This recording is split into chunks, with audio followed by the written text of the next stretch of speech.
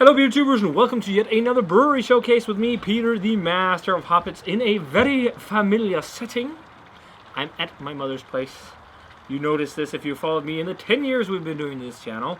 You'll have seen this location quite a few times. Back in the day, this is where I shot videos when I lived here.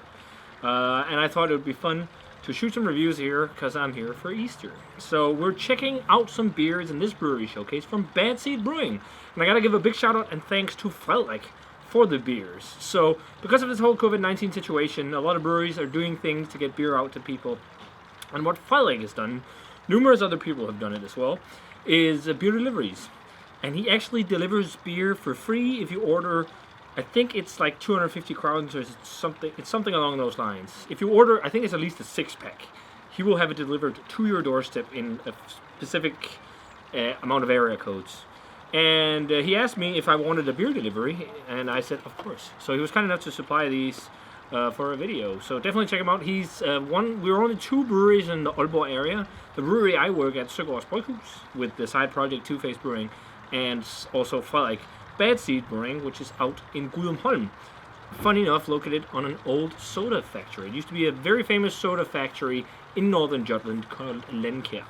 And now instead of making soda, they're making beer. I actually think they made beer there in the past, and at least Vidøl, which is like a very old Danish style of beer that's low in alcohol, at least the the industrialized big brewery version that's made now.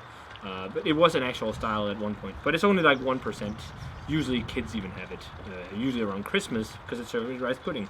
But back to Bad Seed, they're making some nice beers out there, and he's been doing a lot of canning runs with the help of Can Man, which is a Swedish company that does mobile canning.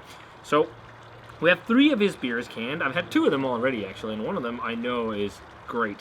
It's one of his flagship beers. But we got his collab with Gyrup. Gyrup is a maltery, or malt plant. It's called a maltery, I guess, isn't it? Up in northern Jutland. It's near Tisted. It's in Thy, the area called Thy. And Gyrup malt is used for Thy whiskey as well, and a lot of different things.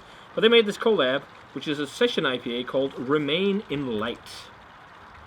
Apparently a reference to a record that I do not know. But Bad Seed is even a reference to also a musician. I forgot something, and the Bad Seeds. I forgot who it is. I'm a metal dude, you know. I listen to other music too, but not exactly these kinds. But yeah, Remain in the Light is a rye session IPA hop and dry hop with Simcoe and Falconer's Flight on 4.8%. And yeah, let's just start off with that one and move along. So it looks like it's a New England IPA. Look at that, really hazy, really hazy. It's funny, it doesn't say New England on the can, but it is haze for days. Very nice orange look to it. It looks thick too. Kind of whitish head. Let's check out the aroma. Yeah, a very citric. Simcoe is really presenting itself in like that kind of like really sharp citrus, grapefruit, almost slightly pineapple manner. Falconer's Flight is a hop I haven't played around with and tasted a lot of beer with myself, so I can't say 100%, but I remember it as being slightly old school. But it's very citrus dominated. Some grapefruit, some pithy notes. A little bit of sweet citrus too. Almost a little bit of like a green herbaceous hop thing. Almost like slightly hop pellet-like, but just a little bit. Yeah, smells very refreshing. Again, 8? Yeah, it looks great. So let's go to taste, guys. Cheers, and thanks to Felek and Bad Seed Brewing for the beers.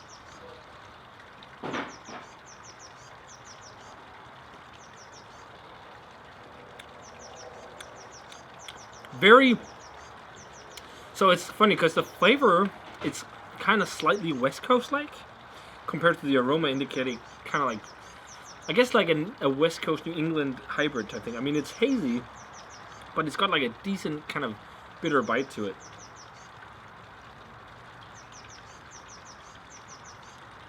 I have to be 100% honest and say it's not my favorite session IPA. It's not that it's bad, but it's like, it's got a good amount of that kind of like pellety hop matter thing, which I'm not too keen on. It's like very green hop matter flavor for me. Otherwise, or other than that, there's definitely also like some grapefruit. Again, pithy grapefruit. There's pine, maybe hints of pineapple or mango. something like that. And I take it, since it's a collab with Gyrup malt, it's made with their malt. So as I said, it's a rye session IPA. So it's got barley, rye, and it's also got maltodextrin in it. I guess that's to try and boost mouthfeel. I think is it malto? No, that's maltotriose. That's unfermentable. But I think it's like spray malt, or the powdered stuff. But yeah, it definitely has some spicy rye nuances too. The spiciness, I think, is a combo of both hops and spicy rye. Lighter, kind of crisp mouthfeel, light instead of medium. Quite light actually, but that's usually the thing with session IPAs. But yeah, it's a fine session IPA. Again, not exactly my favorite, but again, as always, I gotta be 100% honest when I do these, even when the brewery sends it to me. But again, I think it's still, I mean, it's a drinkable, enjoyable beer, but it's just got a bit too much of a green hop pellet kind of flavor for my tastes. But the next one, I've had this one myself a couple of times already, actually. And this is his Lazarus IPA. So he did, I felt like when he was brewing originally, he did a lot of contract brewing. And he had like a long break for a period of time where he didn't release any beer. And then he came back again and did Lazarus Resurrection. And I actually have a video of that where he did a tap takeover at a local bar, the Basement Beer Bar, where he's in the video and we talk about the beer. And this is like the other, like newer interpretation of that, which is more modernized. So he calls it an American style IPA. Hop with Mosaic, so just a classic IPA, I'm taking it. Hop with Mosaic, Citra, and Simcoe. And that was the way it was back in the day, too, I think. Like, it was not, you know, like hazy or anything. I think it was, as far as I remember, it was like, kind of like West Coast-esque. 5.5%. So not that strong, actually. I thought it was stronger back in the day. I can't remember the ABV from the one we reviewed together. But yeah, it's made with barley malt, oat, hops, and yeast. And again, Mosaic, Citra, Simcoe. It's a very nice combination of hops. So, Lazarus. Poured a very nice golden yellow color. Lightly hazy, but more of a like a West Coast IPA type look to this one compared to the session IPA, which looks a bit more New England-y. But yeah, I mean, it looks nice. Golden yellow. White head. Let's check out the aroma. Oh, it's really oniony and dank. Like, Mosaic is really shining on this one. I can already say just from the aroma, I much prefer this over the session IPA. Whoa, it's so, like, it's almost like that sweaty dankness. It's really dank. It's been a while since I've smelled a beer this dank. And it's like old school West Coast dank. And it almost has like a little bit of a, like slightly, that I remember that from the West Coasters too. Like slightly rubbery aroma, but just like burnt rubber. It's so light. It's just a thing I remember. It sounds bad, but it's something you sometimes got, or sometimes get in West Coasters. But it has really heady, dank, and oniony to me, at least this can. And I don't remember the last one I had being this dank, but this newer release is really dank. They're also really fresh. He told me they canned them not too long ago, so that's awesome. I can't remember the date.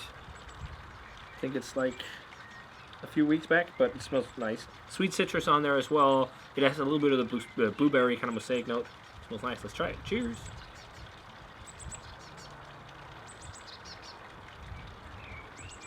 Much more up my alley. That is really nice. Wow, it's dank. It's so Mosaic-like. It's funny. It's got like, again, it reminds me of, maybe not West Coast because it's not too bitter. It's like a medium bitter. It reminds me of Midwest. It's got Pipeworks vibes.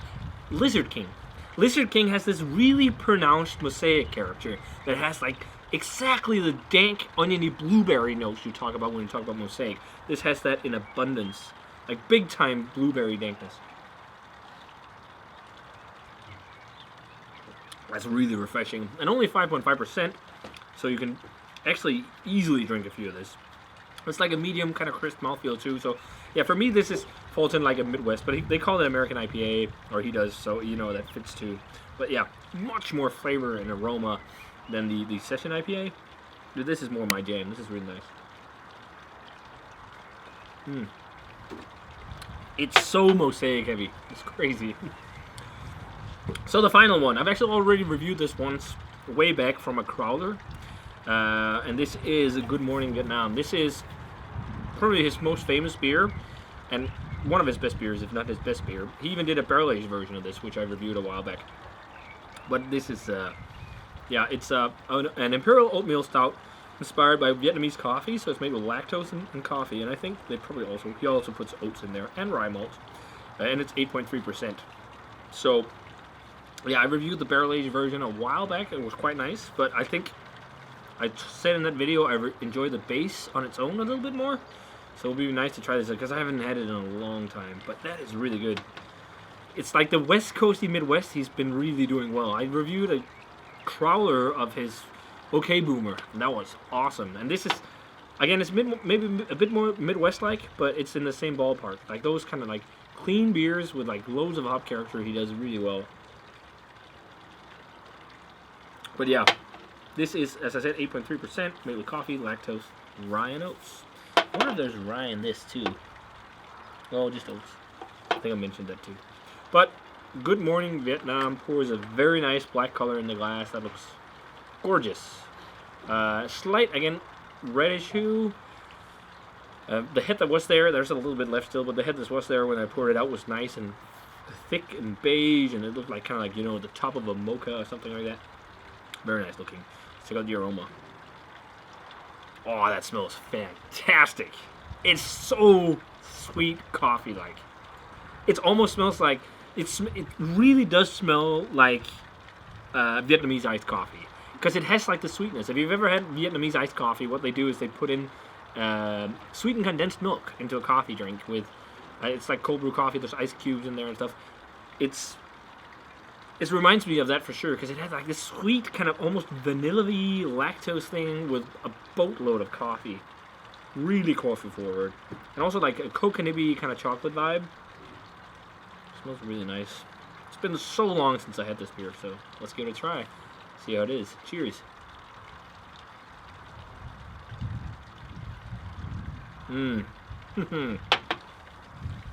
Now that is how you want your coffee stout.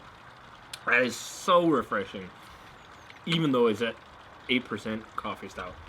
I'm also having it slightly chilled, just because you have Vietnamese coffee slightly, or you have it cold, so it's slightly chilled, and it tastes kind of like, yeah, like a Vietnamese coffee or like one of these kind of cold brew coffee drinks. It's got loads of vanilla. It's got loads of like the sweet lactose, oaty kind of sweetness. On the aftertaste, there's a spiciness, which I think is the rye paired with like a heavy kind of charry roast malt just for a second. It's not too much, so it's not too bitter. And then it's got so much like really fresh coffee flavor. And it's kind of like, it's a sweeter kind of, again, it's like as if it's a coffee drink, but it's both a little bit of like espresso kind of heavy vibes, but also lighter kind of coffee vibes. It's really refreshing. And I'm not sure if he used it in this batch, but I actually think for some of these, he used local coffee in Aalborg from Beheding Smag, which is like the only, I think we have two coffee roasteries. I think we have them and then Kronen, but I'm not sure if any of them actually have the coffee roasted in the city. But it's, yeah, Beheding Smag makes the best coffee in Aalborg, my city, so it would make sense to use their stuff, at least in my mind. It's really nice. Maybe even a little bit of a hop character, just lightly, like a lightly kind of fruity hop vibe, but just not too much so it disrupts the other flavors in the beer. So, easy favorite is Good Morning Vietnam. That is just a very nice, yeah, well, it's an Imperial Milk Stout, I guess. Really nice Imperial Milk Stout with coffee. Then second, Lazarus, and last, the collab with Gyrup, the Romanian Light. I mean, all of them are nice beers, but this one is just a bit the odd one out for me because, again, it's got a bit of that hop tart flavor. Not that it's a bad beer, but it's just, it's a bit too, like, green leafy hop matter flavor for me. I'm thinking, like,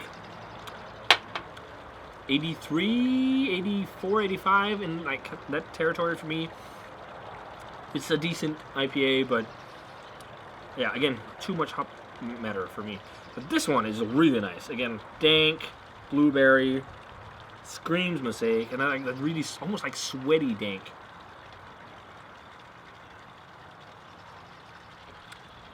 Yeah, like 92 or something like that. A 4 on Untapped. I think that's really nice.